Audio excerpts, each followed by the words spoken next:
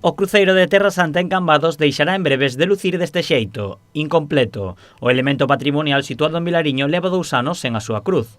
O crucifixo rompeu ao caer ao chan por mor dun temporal.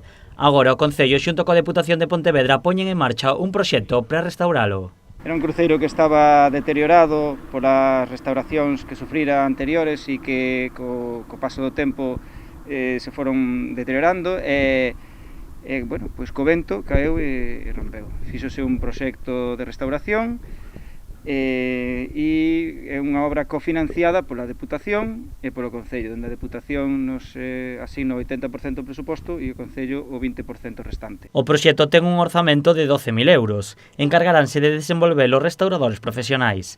A restauración será completa para evitar danos como os provocados nas reformas anteriores. Para o Concello de Cambados ten bastante importancia, ten moita importancia, é considerado ben de interés cultural e forma parte dos cruceiros que se instalaron alá polo ano 1750 para delimitar a xurisdicción do Cambados con Fefiñáns. Dende o Concello destacan a importancia de restaurar este elemento patrimonial considerado ben de interese cultural. Ten unha pequena policromía no Xesucristo que vais intentar tamén manter, vais a facer unha restauración integral ben realizada, non como a que se fixo noutros anos. Este cruceiro, xunto con outros do Concello, delimitaban as xurisdiccións das diferentes parroquias de Cambados.